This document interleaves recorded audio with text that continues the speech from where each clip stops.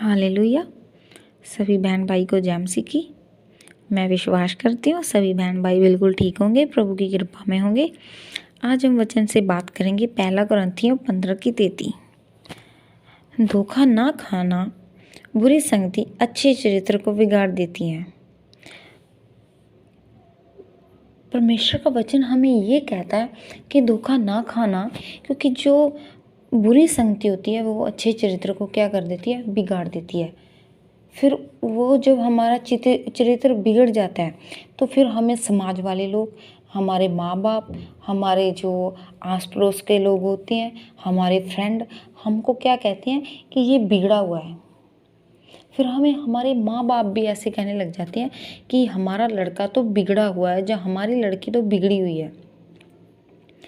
आजकल आपको पता है कि झूठी शिक्षा बहुत चल रही है, जो झूठा ज्ञान है।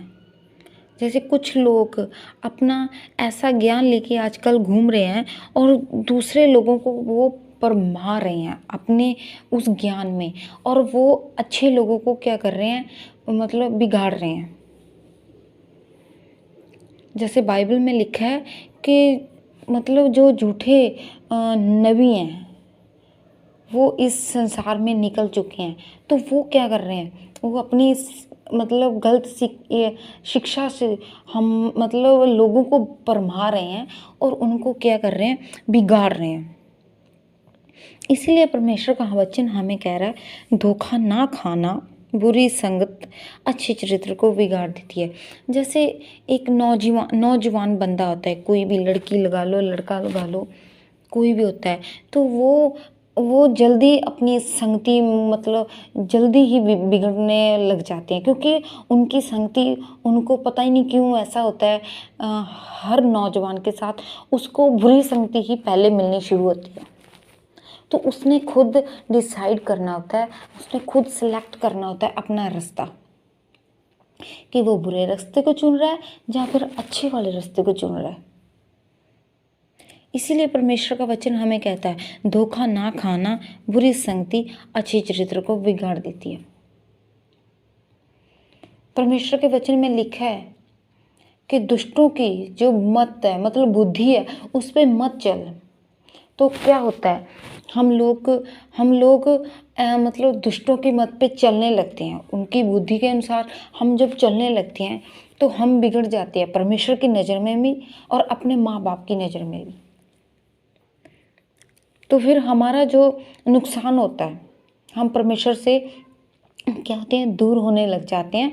तो फिर जो हमारे काम, जब हमारे काम परमेश्वर की, जब हम परमेश्वर में आते हैं तो जो हमारे काम परमेश्वर करता है, तो फिर क्या होता है, जब हम बाद में फिर बिगड़ जाते हैं तो फिर हमारे वो काम फिर मतलब हमारे क्या होते हैं, बर्बाद हो जाते हैं, बिगड़ने लग जाते हैं, हमारे काम रुक जाते हैं, हमारी बरकत आशीष रुक जाती है।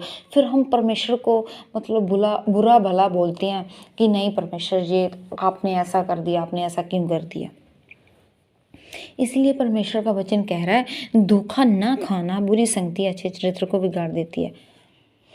आजकल के नौजवान हैं जो देखो ड्रिंक कर रहे हैं, हर प्रकार का वो नशा कर रहे हैं। उन लोगों ने कुछ भी नहीं छोड़ा। आजकल के जो नौजवान हैं, लड़के लड़कियां, हर तरह का नशा वो जानते हैं। ड्रिंक करना आजकल आम हो चुका है। अगर हम एक बंदे को ऐसा करते देखते हैं तो कई बार हमारे मन में ऐसी लालसा उठने लग जाती है, खास करके लड़कों के अंदर, कि ये ड्रिंक कर रहा है, तो वो बोलता है कि तू भी करके देख।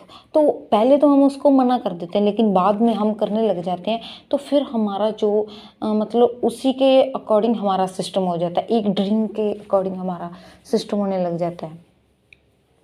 तो हम अपनी लाइफ एक ड्रिंक के अकॉर्डिंग मतलब उसको स्पेंड करने लग जाते हैं।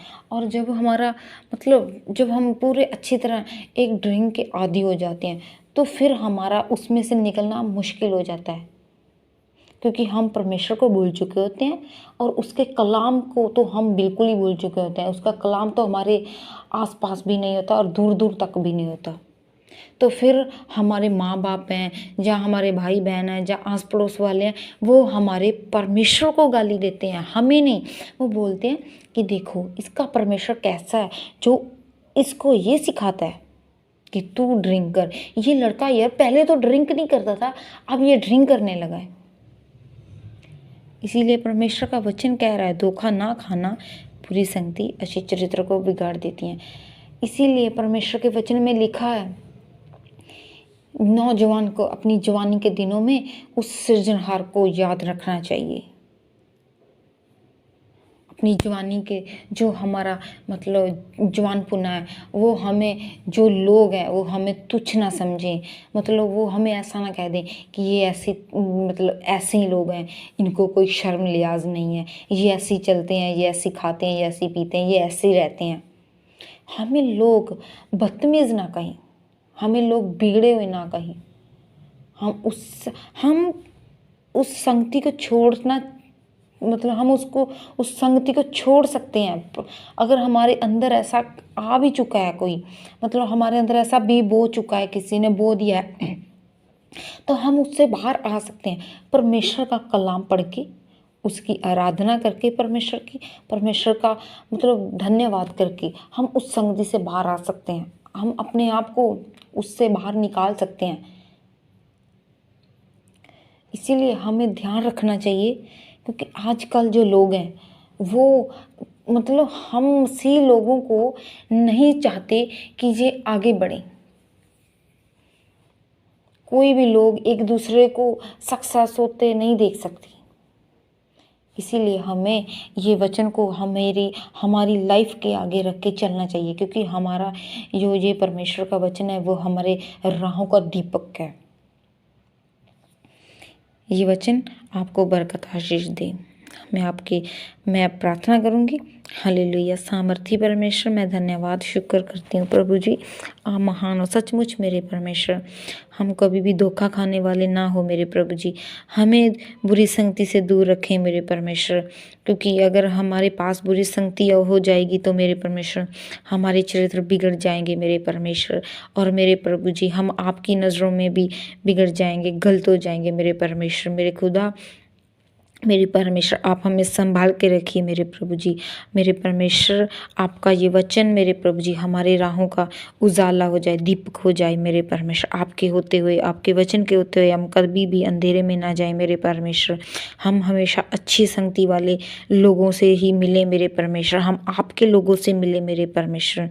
मेरे प्रभु जी जो ये वचन सुन रहा है मेरे प्रभु जी, उसकी लाइफ में ये वचन 1000 गुना फल लेके आए। जो सच में बुरी संगति में जा चुके हैं मेरे परमेश्वर, नशा करते हैं या और भी कोई बुरी संगति है मेरे प्रभु जी, तो ये वचन, ये प्रार्थना मेरे परमेश्वर उनकी लाइफ में एक बड़ा चमत्कार कर दे मेरे परमेश्वर। और वो मेरे प्रभु जी अगुवाई दे मेरे परमेश्वर। वो मेरे परमेश्वर आप दया कीजिए, रहम कीजिए, फजल कीजिए मेरे परमेश्वर। मेरे खुदा, मेरे प्रभु जी ऐसे लोगों को अपने गवाह ठहरा दीजिए मेरे परमेश्वर। दया कीजिए, रहम कीजिए। मैं ये प्रार्थना प्यारे प्रभु यीशु मसीह के नाम से मांगती हूँ, आमीन।